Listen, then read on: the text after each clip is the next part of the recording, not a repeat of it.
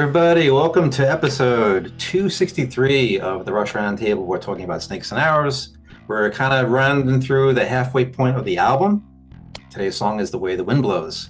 So before we jump in there and talk about the song and introduce the panel I have with me today, a little business time. So please feel free to check out all the links and sponsors below, affiliates, the merch shop, the whole nine, everything. And if you like what you see in this episode, please like and subscribe.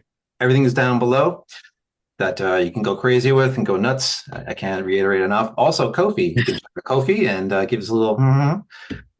Feel free to do that too, so we can buy ourselves some more Macallan and things like that, and coffee and all that jazz. Mustard.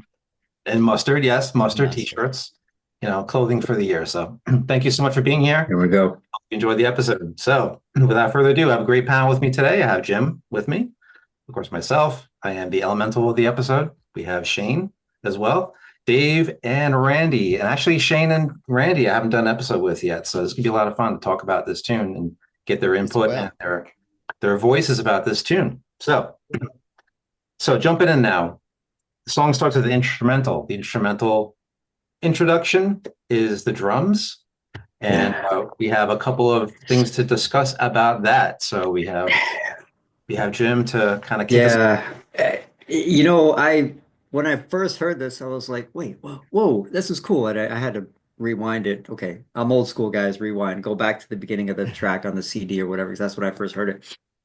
I love how you got the low toms and then the snare work, and it really sounds like they are overdubbed from the studio perspective. I'm guessing. I have no proof of this. So if you guys know differently, feel free to tell me. Right. And I like how they're a little bit different, a lot of bit different from each other, right? Sort of his low tom hits and his snare work, which kind of reminds me a little bit of the beginning of Camera Eye, the snare stuff he's doing, and then how eventually he just, he's playing a role and he just kind of goes into a very simple rundown of toms, a snare, tom, and then he hits it and the whole band comes in. And I just think it sounds so great, and it's a little bit different than other Rush intros, like other drum intros. Even if you think about something like the Camera Eye or Jacob's Ladder, which were at similar aspects to the intro. This one is quite different. Yeah, I think you're right about the overdub, because live he would do the toms and then they would loop. Yep. And then the snare across the loop. Yep. Yeah, and I didn't know live if he was actually looping it or if it was just a delay, if they were doing a delay, like do do do do do do do like that kind of thing. I don't know which one it was. It's probably a loop. You're probably right. Yeah, but I thought it was great.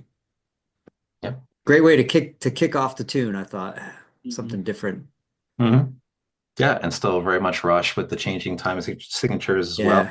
Which is really something pretty cool. You're not expecting coming out of the intro to do what they do, that little launch into the song, with a nice opening solo. And I think there was a interesting tuning with this as well, Did you want to talk about that? I think Randy had mentioned that, right? Yeah, it's a wild tuning. It's a going low to high, it's a G G D G C E, which is I did some Googling to try to find a precedent for this tuning. I couldn't find a single other song, let alone another Rush song that's tuned like this. It is basically a combination of open G and open C, both of which are common kind of country tunings. But what he did is he combined them. Like, notice there are three G's in six strings, but the bottom is sort of the bottom half is it's like a G sus, and then the top is kind of a C major with a add 9. So the fretting is completely wild. Like, when I was like, I opened this tab book I got, and I thought, oh, cool, it's all right, it's a nice E to G, and then I was like, oh no, it's gonna take me the half the afternoon to like sort out what's going on here. The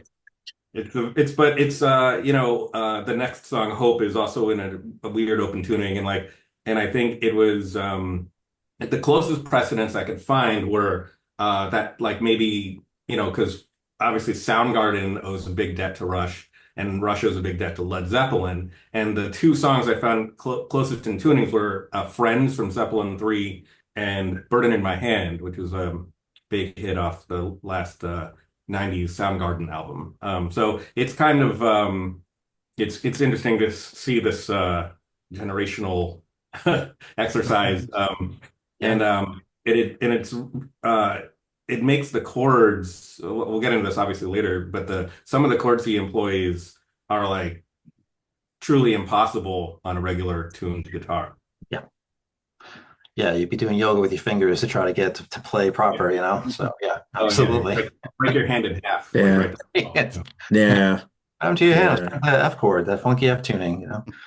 But yeah, great opening bit. And it's also a little nod to history Yeah. too, right? You mentioned like Zeppelin and, you know, and also Pink Floyd has some really cool tunes that are in open tunings like Dogs and things like that. So there's a few different nods to history and also the current sort of, you know, sort of inspired music that they would hear and carried it right over into the tune.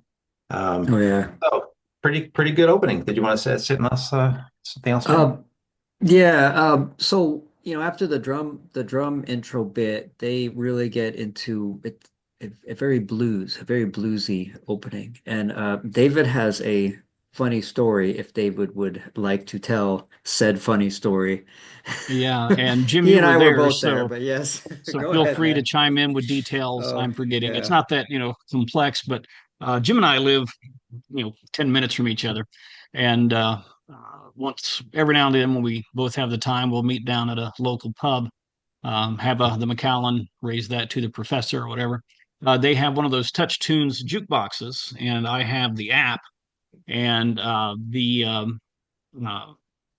bartender, the day bartender there, is a huge Rush fan as well. I keep trying to get him on one of the episodes, but he keeps saying he doesn't know as much as we do, and I'm like, Rodney, yes, you Ah, do. say, Um, come on, man. I can play any obscure Rush song, and he immediately goes over and turns it up the jukebox. He Mhm. knows the whole catalog He very well. does. Yeah. But so Jim and I were there. We were sitting kind of on a corner, and then there was this lady on the other side of us, and I can't remember what Rush song it was, but it had to be Tom Sawyer or something more familiar So yeah. because she says she goes, "Oh, Rush, I don't like this band at all. It's not my thing. I'm more like Stevie Ray Vaughan, and who can't be Stevie Ray Vaughan? You got to love Stevie Ray." Yeah. So just for fun, I all of a sudden my mind went, the way the wind blows has a real bluesy opening. I'm just going to put it on and not say anything. And so yeah, you get the intro, which you can't really hear well. It wasn't a crowded bar, but people are talking this and that. Yeah. All of a sudden, that drum comes in, and then Alex hits those notes and plays that bluesy riff and opening. He just came alive. Her eyes popped, and she goes, "No, that's what I'm talking about, Stevie Ray Vaughan." And Jim and I, we just maintained composure, gave each other a knowing look, and but yeah, Yeah. she doesn't love We Rush, but that yeah, one we song, didn't we didn't crack up until after she left the bar, but yeah. That's kind of you. which I played some more Rush afterwards, so she would, watch. I'm with I'm her on sure that she's not though. watching. Why would she watch Rush fans if she doesn't like Rush? But if you are, Yeah. the Rush community welcomes you. I'm with Yes. her on that though. The first time I heard it, I got so excited by that blues. I was thinking that bluesy section from 2112 or Mm. even from Here Again. I got really excited. Oh yeah. And then Oh, that change yeah. happened and I just almost Yeah. tripped, but then I thought, okay, this is still a cool groove. It's okay. Yeah. Nice. Very good opening in terms of the music. And I can just hear, like, Nick, when they were making the song, you got to do the stuff, man, because that's what the fans want to hear. So Yes. we want to hear you guys blues it out. So I can definitely hear, Booge, getting them into this whole scene, So great discussion about the opening of the track. And I guess from here we can go into the actual first verse. So here's yeah. where the story begins. I just want to point out how weird it is that it opens with a guitar solo. Yeah. There's almost no Rush songs that do that. It's a fascinating. There's a lot of like firsts on the song. Mhm. The tuning, that opening with a guitar solo, like there's a there's a lot more as we'll discover. Sorry, so go ahead. Oh, it's fine. It's beautiful. That's really a great point too, because there are a lot of firsts on this album. It's like it's pretty amazing stuff. So in terms of the lyric content, we can jump into, and then of course discuss more about the music. Now it's come to this. It's like we're back in the Dark Ages, from the Middle East to the Middle West. It's a world of superstition. Now it's come to this. Wide armies of the faithful, from the Middle East to the Middle West, pray and pass the ammunition. So yeah, what shall we say about this opening? This is a I'll heavy venture out. What's that? Yeah, I'll venture out. It was written like we were talking before. This was during the Iraq War, the Bush administration, and though in different ways, both Middle East and Middle West, there was a belief that God was behind us, justifying what we do. Um, that in Neil's mind, that world of superstition that was driving military action, political action. God is behind us. So that last line you read, pray and pass the ammunition, kind of talks about, or to me is emblematic of this intertwining of faith and military power. Mhm. Yeah. Yeah, I think it's also a literary reference. This pray and pass the ammunition was from a book, I believe. I forget the name of the book. It's Oh, escaping me right now, but Was it it? could have been on it our was literary from references episode. Yeah. That's true.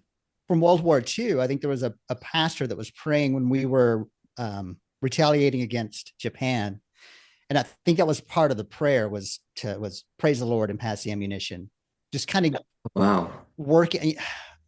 We talked about how this is going to be kind of a shaky ground to cover with the religion and the politics, but that was what I think that's what it was then, trying to get the religion behind the defense of our of being attacked. Yeah. And that line too is also used in a Dixie Chicks song. If anyone's ever heard the Has it? yeah. During that same time when they kind of got Thin Wagon. blacklisted. Oh yeah. Yeah, that was funny. I remember Pretty that. funny song. yeah. And it's an attitude I don't think necessarily people understand. I knew a guy years ago, it was during the same time, and he was upset about this particular organization or group because it didn't align with how he felt morality should be or whatever. But it was in New York City. And, he said he was just praying maybe God would do a surgical strike and take out their building, leaving everything else. And I thought, wow, do you really realize what you're saying, what you're asking Yeah. a God to Jeez. do, a surgical strike and destroy a building and the people within? Um, Yeah. uh, Oof. so it's easy to get sucked into for a lot of people. Mhm. That And I kind think of that attitude. Middle East and Middle West line, I think it sort of hints to it's not just country against country, religion against religion. It's also within the country, East versus West, North versus South, yeah. Republican versus Democrat. There's a lot of internal Yeah. controversies too. Yeah. Yeah. And I was gonna say the same thing. When I was a kid, I was super confused by my dad's side of the family comes from Ohio, and they would talk about Ohio as the Midwest, but they'd also talk about like Colorado as the Midwest, and I was like, how that like I don't understand. And I was like, Bonnie, where's the Middle East? And she's like, no, the Middle East is that's where Israel is, and Jordan and Syria. I was like, what? Like, Yeah. explain what that happened here.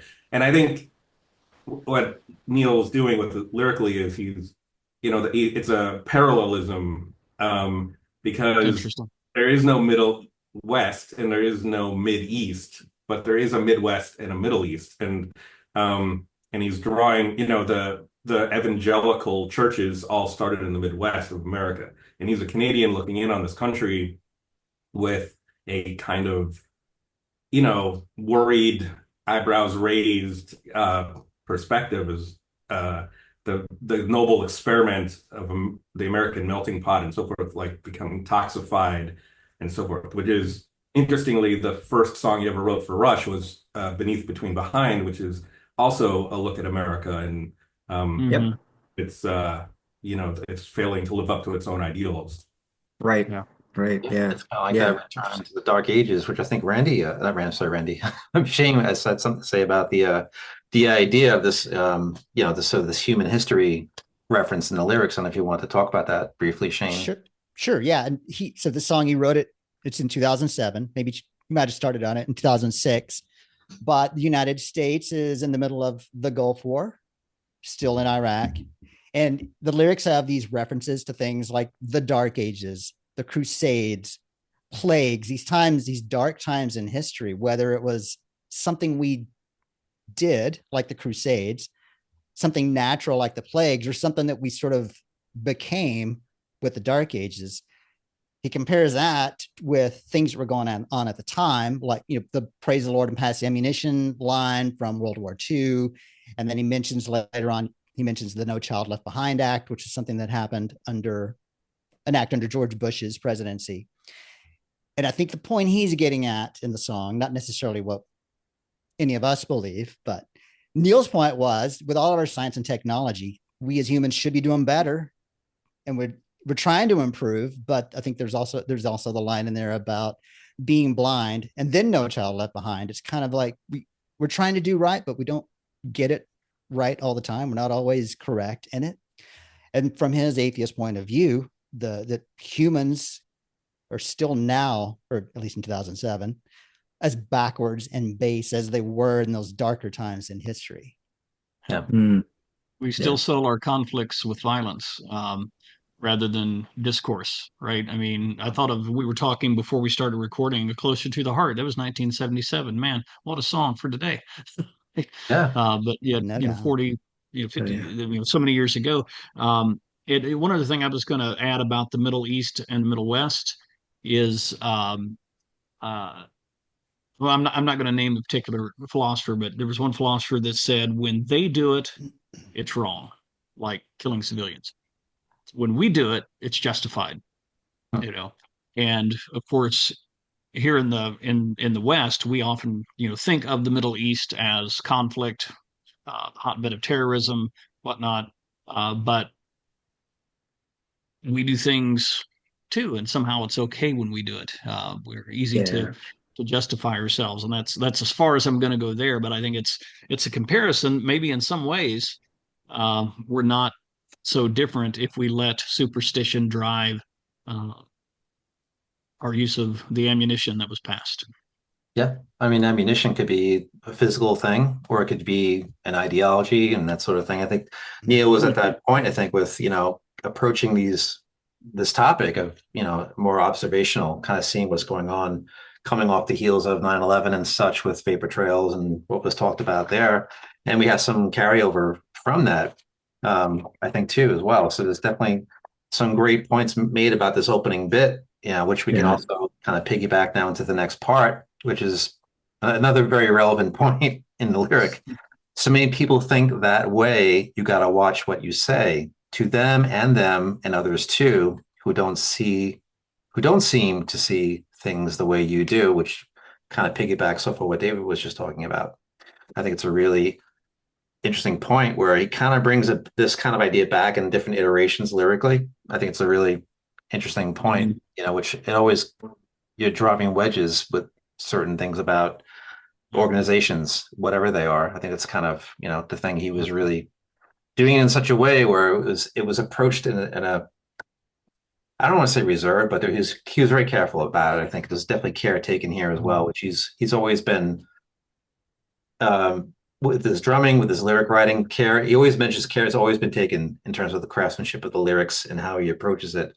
And it's really not, there's no finger pointing, which is a really great part of this tune as well. It's just observational, with a touch of the history. So he's dealing with ideas, you know. Yeah. And that opening line, so many people think that way. What way? I'll refer back to the previous line, pray and pass the ammunition. So many people think that way. Got to watch what you say. You know what they say when you have family dinners, don't talk religion or politics. And and I've always considered that kind of a failure, that we can't talk about religion and politics amongst family dinners like that. But you got to watch what you say. People get heated, to them and others too, who don't seem to see things the way you do. And so he's pointing out that can be dangerous in different ways. Yeah. So Yeah. It's And it interesting. kind of, Oh, sorry. no, go ahead, Randy. Oh, is it? It's I was thinking about something for nothing. How something for nothing is so didactic and it's so full of you don't like it's almost like the use of you, the use of second person. He could have Right. like this song could have been in first person about somebody being attacked by these elements, or it could have been a third person, just absolutely abstract, God's eye view of the whole situation. But he's using second person here in an extremely gentle way, which shows a lot about his growth in philosophy over since he was in his early 20s and so Yeah. on. It's a very interesting deft lyrical touch that he's employing across this. mhm. Everybody's Yeah. implicated, but he's not pointing fingers. No, he's pretty smart that way. He's a crafty one. Pretty Absolutely. good. Yeah. So with that, we can launch into the chorus. Oh, wait, Yeah. I You want wanted to say to something talk else, Randy? about music in these sections is some of my favorite musical stuff they've ever done. The riff, Oh man. uh, it's like so good and so anthemic and tight, but also like it's doing musically is it's going B flat to G on that double G lower two strings, so it's just doubled notes, and it's in this minor space, but then it jumps to the diatonic tritone for the last bit, the fourth of the 12/8, and it is um like gnarly but like super like driving and fun. And then when it switches into this middle eight section, I think it's like the dynamic change. If you've ever been in a band, it getting a whole band to like move as one into a completely new musical space in a different meter with a similar sort of like lilt is like so difficult, and Rush makes it seem so Yeah. easy. And It, it's shifting from G minor up to A minor for the middle eight, and then at that on the but and you think, okay, we're still in that triplet feel, but now it feels like halftime. the the joke is on us because it's actually a six triplet, so it's 18/8, and on that sixth beat, he goes up to one of those impossible chords, which is basically just sliding his hand up one fret. But what it does is it turns the tonic in from A minor to B flat, but he keeps the open strings open. And so it creates both a tritone rub and a minor ninth rub between the E and the F and the B flat and the E. And it's so gnarly, and he just employs it right at the end, just a little bit of like I call it like a Victor chord, because so much of the Mhm. Victor album has got this like heavy stomach upsetting but musically wonderful kind of like queasy feeling. And then dropping into the chorus, it's a whole nother dynamic shift. I don't know. These guys are amazing.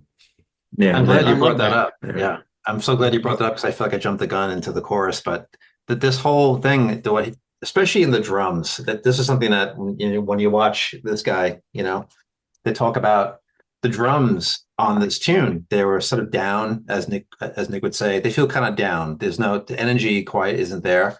And he had to go in and redo the parts. And he worked on the parts for months, to come in and play. He played his parts, but then they heard the playback and said, there's something missing in the tune. There's the energy. I feel it's in the drums. It's very down. I think is what he had said about it. So he went in there and wrote new parts, like, after months of working on this thing. And he goes in and just what you hear, it's like, and they're all in the studio, they're bopping their heads, and like Alex like this with his face all scrunched up. Just what Randy just talked about. There's a rub in there. It's like there's such a high Yeah. intensity to this section of the song, which when you my cat's here. So the switch over from this verse section into the chorus is like so stark, but again, very Rush. I mean, it's Yeah. it's Well, it's incredible. like what I was going to say about it, that, one, you just had a few verses that are very, very intense. Hmm. And then that riff that, Randy so well portrayed, da da da da da, Right. it's you're feeling the intensity of what Getty has just been singing, Neil's lyrics, and then all of a sudden, just take a breath. The Yeah. music totally changes to just transition into that chorus that gets to really what the heart of the song is. Because there's so much about Rush that no matter what, we're going to be hopeful here. You know, we're going to lighten it up a little bit. Yeah, Yeah. speaking of lighting up, we're in the chorus. So if we have a lightning section here, not lightning, but it's lightening up. That is heavy. So the words here, we can only grow the way the wind blows on a bare and weathered shore. We can only bow to the here and now in our elemental war. We can only grow the way the wind blows. We can only bow to the here and now or be broken down blow by blow. And this is an interesting part for two reasons: the acoustic guitars, the lightheartedness of the mood. It's very, very calm. Getty's lyrical performance, his singing is something of note too. And if you want to speak to that, Shane. Sure, yeah. Because I'm hesitant to talk about vocals because I only ever had one vocal lesson, and that was because the teacher said it would be too painful for her to try to teach me, and so our relationship ended right then. But I've read a lot about Getty's falsetto, and he almost never used falsetto. Where there are a lot of rock, or a lot of people, male singers, seems like will use falsetto to get those high notes.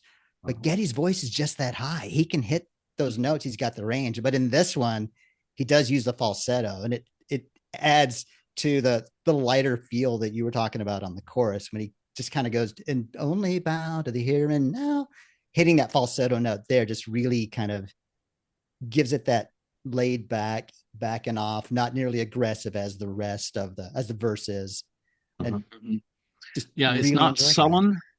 It's not sullen, but it's a bit. No. Okay, we have to accept this. As Rob was reading, all of a sudden I heard Gandalf telling Frodo, "We can't choose the times that we're in, but we have to choose what we do with the times that we're in." And I feel like Neil's kind of saying this here. We can only bow to the here and now. That's Yes. You're only wherever you are and when you are, and you don't get to choose that. But I think he's also hinting too that. I think he's hinting too that when you're bowing to the here and now in the elemental war, what's going on now, the consequence of what we're doing now or not doing now is the way that we grow. And so then, like the wind blowing on the barren weathered shore, that's the long term. So we've got the elemental war, bowing here and now. That's what we do. Growing the way the wind blows, that's what we become based on what we do.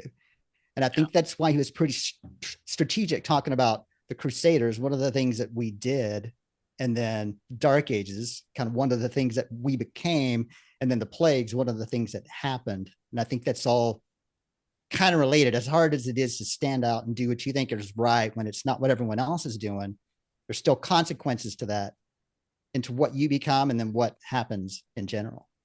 Yeah. I've said on many episodes, Neil was very influenced by the Stoics. And one of the fundamental principles of Stoicism is that there are things that we can't control.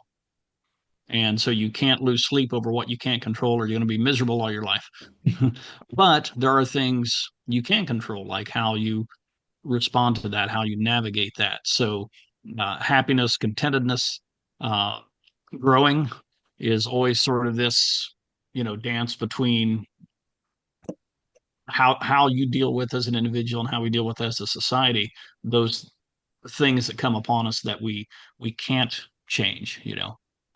So growing the way the wind blows, it's if you resist it stubbornly and try to act like it's not there, try to change what you can't change, you're not going to grow. But you have to grow the way the wind blows. Like, I lived in Southern California, and I for a few years and experienced one earthquake in 1994. So I'm hardly a Southern California earthquake professional. But when they build buildings, they don't make them. Let's make them as strong as they can so they can resist earthquake. No, they have to be able to sway.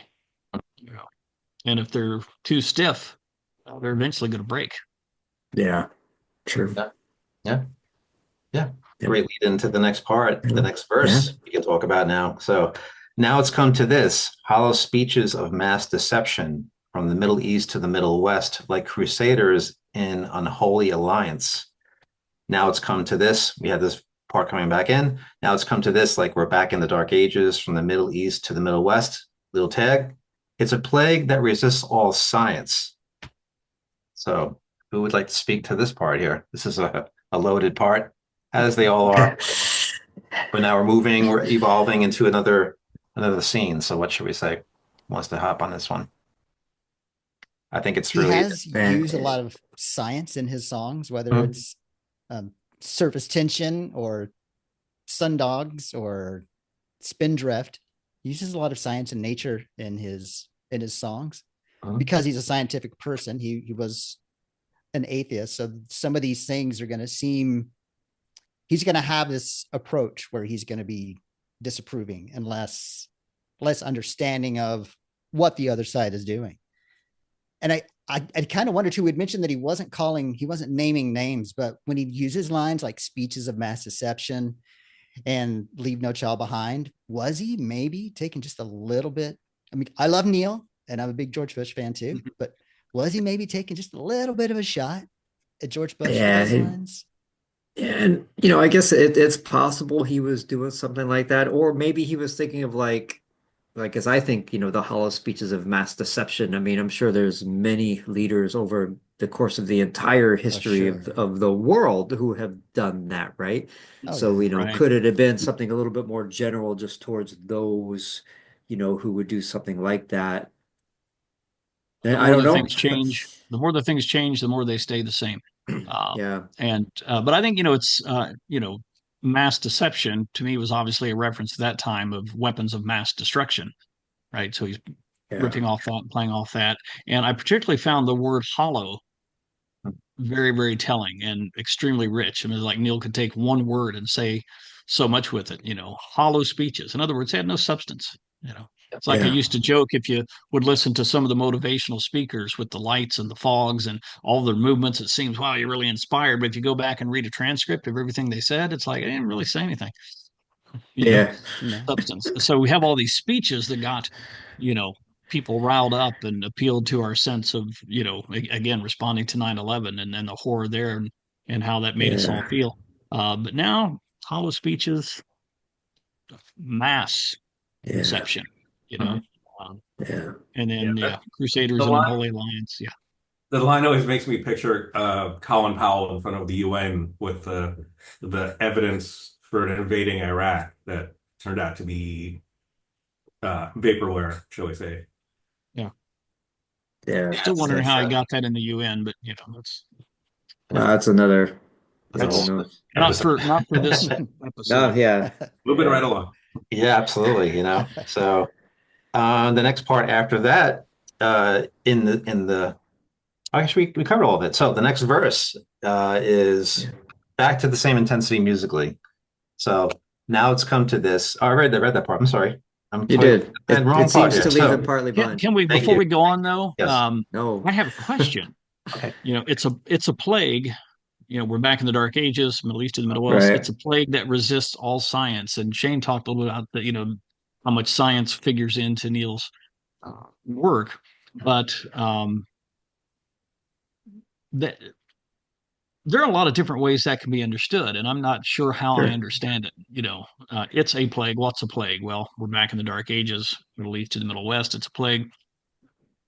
But what does it mean to say that resists all science? Is it the kind of dialogue, or not dialogue, but rather the juxtaposition of superstition and science? You know, science being objective knowledge and I mean, or could it be like when I was looking at some details in this song, you know, I found a lot that Neil was talking about religion. And, you know, back in the Dark Ages, I guess we'll call them the Dark Ages, right? The, you know, religion and like the Catholic Church, for example, was extremely powerful, right? So, you know, I'm sure that at some point in the Catholic Church's life, or and maybe not just them, I don't want to blame them because I was raised Catholic, so I'm certainly not blaming anybody, anything, right? But you know, they would reject scientific reasonings or maybe scientific not causes or you know, fixes or scientific results. You know, that didn't fit with their particular understanding of fit with the cosmos. So Galileo got he was going to go to prison, but he Possibly got so. banished to a villa outside Florence. And then his buddy Giordano Bruno, because he said the universe doesn't have a center, got beheaded. That's Yeah, I can cheery. put Sorry, guys. that could put Yeah. a stop to something. Yeah. A Way downer. to Stop the way to progress bring there. us up, man. Damn. Yeah. Well, to Bring me, down the that's robe. sort of indicative Oof. of superstition and science, and Yeah. that And plague resisting all science. So maybe right. I'm coming to some enlightenment on what that verse or what that I, line rather might mean. But Yeah, somebody say something happy. I think Well, there's that been a few I times mean to when bring it Neil down. wasn't. There's been a couple of times when Neil wasn't shy about taking a shot at religion, like free will. I think he said some pretty harsh things. And I think that's what this is. All of these bad things that are happened because leaders are using religion to make their ends, and it's all ignoring the science, some of the science out there. And I think he's seeing what's going on then and saying, how can this be happening in the name of religious differences when we have all this science that's led to technology that could make us better, that's proven things that should bring us closer together. I think that's Neil taking a little bit of a shot and probably having some frustration with what was going on at the time. It kind of has a qualifier. I think it's very much a particular kind of hyper fundamentalist religion. I mean, I understand that Neil's parents were regular churchgoers, and he wasn't anti-religion. He was an atheist himself, didn't believe, but he also believed that you can go do what you want to do and explore and do what, take your own path. Obviously, it would be very contradictory of Neil to say, take your own path, except that one, But when it was so fundamentalist that it brought harm and division, I think that kind of religion he took a lot of shots at. And I think that's what the shot was, is that these wars and these plagues are a result of the religious, the fundamentalists fighting against one another, not necessarily. The word I always think of is dogma. I think he was very anti-dogma in all its forms, because dogma closes your mind. And if there's a personal interpretation of that line, that a plague that resists all science being a belief system that rejects evidence, on a human basis, when and doesn't keep the question open to new information. Right, exactly. Yeah. It's kind of like that little piggyback into that next line where it says, it seems to leave them partly blind, and they leave no child behind, while evil spirits haunt their sleep, while shepherds bless and count their sheep. It's really that action. I mean, you can be dogmatic, you can be religious, but there's got to be an action that you take that leave anyone behind. People should be acknowledged. There shouldn't be anything that haunts you in your sleep where your conscience has been affected because you're doing all these holy things, but meanwhile there's still suffering and people are being cast aside, so to speak. So what you guys have just mentioned, kind of, I get that sort of vibe from that next part in the tune there. So it's interesting spot, but he does it again in such a way where it's not finger pointing. It's that observational take on it, where he's not, there's not a blame game happening here. So. Yeah, and I think in general that to me that makes Neil's lyrics two things. Like, it makes it timeless, right? And it makes his lyrics so intelligent. It kind of leads you to your own thoughts, And I think that's why, and we have all of these discussions, and in many of these, I'm like, oh, well, I think he was saying this, and somebody else is like, well, but what about this? And I'm like, oh, well, I never thought of that, right? So it's interesting how you can think of different things and people can sort of take it a little bit their own way, and nobody is really incorrect, I don't think, right? So, but I think it's really interesting how he does that in general with his lyrics. Yeah. I think if Neil was in these discussions, there would be times he might say about his own lyrics, oh, I never saw it that way. Right. Because language contains more meanings than maybe what the author or the writer intended. And you bring your experience to it and you get entirely different things out of it. It's totally valid. Or he might say, you guys are a bunch of idiots. This is what I meant. Well, nothing else. we'd say, Neil, we already knew that. Tell us something we don't know, buddy. That's what I think he'd say. Y'all are reading way too much into this. Yeah. Oh, yeah. But I'm glad you're having fun. Yeah, yeah. Knock yourself out. And there's an interpretation of this stanza that there's a documentary called Jesus Camp that I consider the finest horror movie ever made, where it's about the indoctrination of children. And the idea of, leave no child behind suggests that maybe he saw um, Jesus Camp too. And because he's talking about, I think, the dogma being passed down, and then the shepherds, uh, I think he's talking about church leaders, because sheep, what's the unit of sheep for? Masters. Yeah, that's a flock, and the flock is what we call the people, the congregations of churches. So again, it's he's like subtweeting, but it's still, to me, it And seems to be counting very their sheep. consistent across the song. Yeah. Counting their sheep also sort of implies the offering, the money that's involved, Right. Sure. That as bucket. well. But that Yeah. line that it seems to leave them partly blind, and they leave no child behind. Again, situated in the time period, that's kind of a somewhat of a reference to the No Child Left Behind Act. But it's like Hmm. by that indoctrination, they're blind and they're leaving no child behind in their indoctrination, making them blind as well. So, why do I keep saying things that just bring the mood down? I can feel it all of a Yeah, I sudden. know it. David, Jeez. stop it. Stop it, man.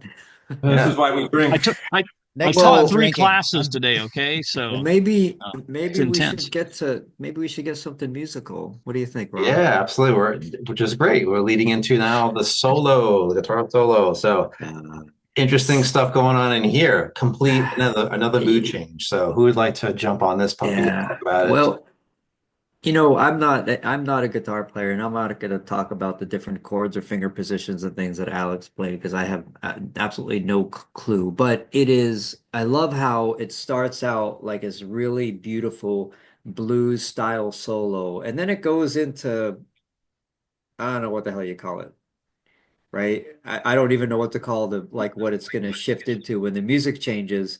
Just that it's not the norm. It's not what I would have expected, to hear from Alex. Although, what is the norm from him is I don't think there is a norm. He deviates from the norm. He definitely does, and his solos are so different and interesting and musical, and they mean something for the song. It's not Yeah. just something he's noodling around with, Yeah. Showcasing right? his talents. Yeah. Yeah. Yeah, and I think to me, and I've said this on countless podcasts or Rush Roundtables and stuff that we've done, is his talent is to showcase something for the song, right? And that he's like, hey, he can shred like Matt, right? He's like, I don't have to prove that anymore. He does that for the song, and I think it's amazing. Yeah. I Yeah. think There's it's even a a great couple solo. Middle Eastern sounding riffs in this song to me. Mhm. Yeah, well, the second half with over the middle eight is when it goes into the 18/8, Hmm. that is um, so Kim Thale from Soundgarden. Like, if you listen to the solo of like Black Hole Sun, for instance, or something, it's Yeah, it's a it's good tune. very, very much in a similar mode. Constant like polyrhythms across what's already a very weird time, and then like the final flourish before it changes key again is an 11 across 3, which is like, and that Middle Easternness you hear, Kim Thale's Indian, child of Indian immigrants. And so he brought a lot of Indian influence playing to Soundgarden, and the Bird in Hand thing that may have inspired the tuning. I wonder if there's several Soundgarden influences at play here. Yeah, I think even that open Interesting. tuning allows you to play on single strings a bit more readily than you would have Yeah. a standard tuned Yeah. guitar or something like that. So it gives you different textures and different moods. This solo reminds me a little bit like a slow version of YYZ. I don't know. That's just my weird brain, but Mm. kind of has that little exotic Exotic feel to it. feel. So yeah, Yeah. Yeah. but that tuning helps a lot for sure. So I think It's that's interesting that Rush would have influenced Soundgarden and later Soundgarden is influencing Rush. That's kind of a right. nice thing to think about. Yeah, Yeah. Definitely. Oh yeah, yeah. absolutely. Yeah. Great stuff, you know. Yeah. And now the Rush's ears are solo. always I'm open. sorry. Killer band. Yeah. What was that? I'm sorry, I was Ryan. Rush's ears are always open, and like they and the and you can feel how every album across their 40 years was uh it was had some kind of fuel in it from what was happening in the musical zeitgeist. Oh yeah. Oh, completely. Definitely. Completely. Yeah. Yeah. Yeah. So we have another return to the chorus. So we have a nice bookend of Yep. chorus into solo. Out of the Yep. solo, we got the chorus again. Pretty much verbatim, just the way through, but Yeah. they repeat it. So we have a repetition, Donna's role in Hmm. repetition. And then the vocalizations that happen too, leading into this last little message, which, of course, with Rush tunes, they present the situation, but then there's like a solution at the end, So I think this last part of the tune really kind of encapsulates the message. Like a solitary pine on a bare wind blasted shore, we can only grow the way the wind blows. In our elemental war, we can only grow the way the wind blows, so on and so forth, ending with another Right. Same thing. vocalization. Right. So this is a great spot because we're now able to It. return to the nice acoustic guitars. So it's a really nice, Yeah. lighthearted spot at the end here. So Yeah. It's a beautiful little part of the song with just the acoustic guitar and vocals, and it just kind of meshes so well. And Alex was playing; he's played a lot of acoustic on this album, and his playing just.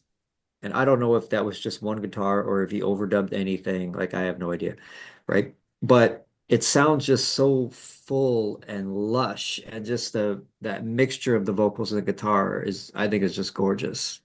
yeah, And I love those. I love the lyrics too, right? Like a solitary pine on a bare wind blasted shore, yeah, right? That's such a cool lyric. That this It's such vivid imagery, it yeah, is. because I mean, if you've been like where you see that kind of wind and wind blasted, I mean, it Yeah, erodes. It's Yeah. yeah. hard, but we can only. I mean, he's talking about. I think what we're up against, right? That Hmm. intense bare wind blasted shore, but there's still growth, and that's the point. Mhm. I heard a Yeah. parable somewhere. I couldn't find it. I've been looking the last few days and couldn't find it. I think I heard it maybe a calm app meditation, but the parable is the tree bends in the wind so it doesn't break, and it strengthens, it grows stronger roots, then it grows into a forest, and the forest blocks the wind, or the forest stops the wind. And I don't know if Neil is saying that, but that makes me think that where that ends the song that's kind of bleak with a little bit of hope at the end. yeah, Yeah, the I think a music lot of hope. supports Cool. that too. The music in the chorus. This is basically a piece of the chorus that's been extracted and sort of foregrounded. Yeah. And the chords in the chorus are like they're basically minor sevenths, which are both major and minor at the same time. And that put that in the context of the rest of the music of the song, which is so dark and bleak. These chords are actually hopeful. They're like the kind of that's like the sun coming out of the clouds, Jacob's ladder, again. And Mhm. the the natural place for this song to end is not where it does.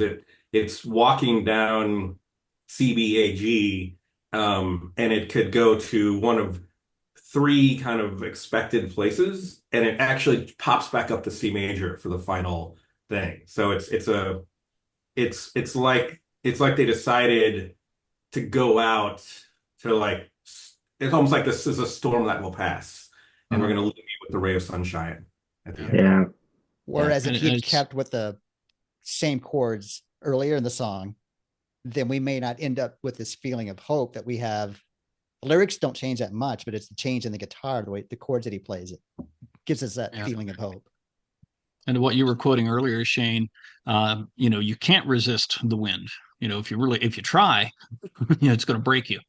So you can't Yes. resist the Yeah, for wind, but sure. that's not hopeless. That's actually where growth happens mhm, when you grow the way the wind blows. Yeah. Yeah. yeah.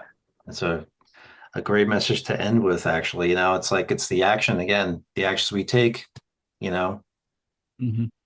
are really important, Do we have So artwork? Yeah. we do actually. I'm glad Yeah. you mentioned that. I'm gonna pull it up and see if we can get it. Trying to find where it is. I have the screen somewhere. It's a See, all you really, guys with like 25. I just have one screen, Tabs. right? So I don't lose it, right? yeah, I have a, I'll just grab it out of the booklet. It's a really, really nice imagery. So you can see it. Hopefully you can see this. Oh, Over a little yeah. bit. There you There. go. There we There's go. that bare wind Yeah. blasted There, shore. there it There it is. is. Yeah, that's a Here's my cool bent. that Oh, yeah. is a cool picture. You know, I should have grabbed. Oh, it's all right. It's Really over there. nice. And they're kind of leaning Next towards the light. That's pretty cool. Yep, the sun's Yeah, right there. that's Jacob's true. ladder, Somebody right? mentioned Jacob's ladder earlier, and that Mhm. light, maybe Shane, I think, said that, or Yep. you know. Yep, Shane brought that in. I would Yeah, never do that's that. the final Very coordinates. poignant. It was Nice. Randy. It was Nice, Randy. Randy. Yeah. Well, I guess What a on great that tune, man. pleasant imagery and note, we can probably call this one Yes. a day. So glad you guys were here to check out the episode. Please leave comments below about what you thought about the episode, about the song. If you haven't heard this song in a while, please put it on. If you haven't heard the album in a while, please put it on. And also this deep dive episode on this album. So feel free to check that out. And the prior episodes of this album, of this Rush Roundtable. So thank you so much, guys, for being here. Again, check out the links below for all the affiliates, Ko-fi, Rush fans, merch shop, all that jazz. So Leave lots of Right on comments. Tell us what you think. Yeah. Lots Tell of us what you comments. think of it too. Yeah. yes, Sure. we do read the comments. We do respond. So please, Yeah. we would welcome. Yeah. Feel free to like and subscribe too if you haven't already. So thank you again. And we Appreciate will see you guys on the next Rush Roundtable. Thanks so much. Thank you, everybody. Great panel discussion. Awesome job, everybody. it.